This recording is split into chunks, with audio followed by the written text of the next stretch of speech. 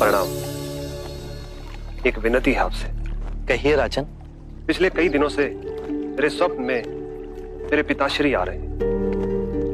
मैंने ब्राह्मणों से भी इसका अर्थ पूछा तो उनका कहना था कि तुम्हारे पिताश्री को शांति नहीं मिली, उनके लिए पूजा करनी होगी, यज्ञ संपन्न करना होगा। आप तो परम ज्ञान का स्वरूप है, तो विनती है आपसे कि पूजा विधि आप ही के हाथों से हो।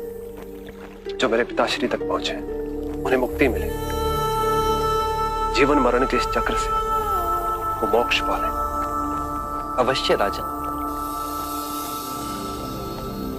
आप मिट्टी के 2 घड़े मंगवाइए, एक में घी भरवाइए और एक घड़े में कंकड़ पत्थर भरवाइए, और उन दोनों घड़ों के मुंह कपड़े से बंधवा दीजिए और उन्हें लेकर नदी के तट पर आइए। मैं वहीं आपकी प्रतीक्षा करूंगा। मैं भी इसका प्रबंध करता हूं महाराज।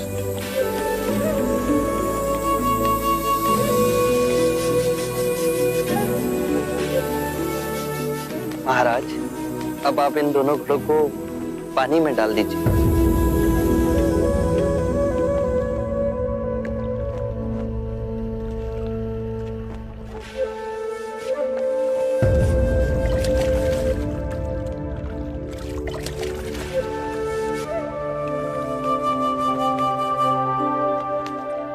महाराज, अब इन दोनों घड़ों को आप तोड़ दीजिए।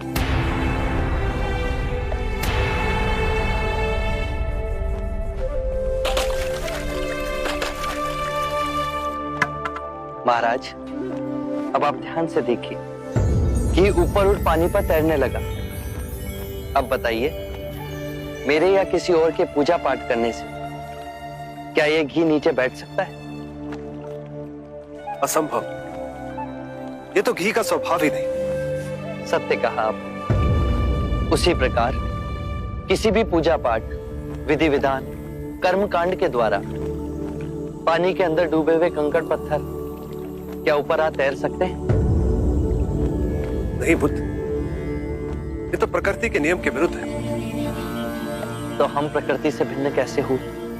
हम भी तो प्रकृति का ही रूप है। सत्य कहा बुद्ध। एक सत्य ये भी है राजन, यदि हमारे पूर्वजों ने अपने जीवन काल में कंकड़ पत्थर बोए, दुष्कर्म किए, तो वो स्वाभाविक ही कंकड़ पत्थर की तरह नीचे बैठ जाएंगे। और यदि उन्होंने अपने जीवन काल में सत्कर्म किए तो स्वाभाविक ही घी की तरह ऊपर आ तैरने लगेंगे।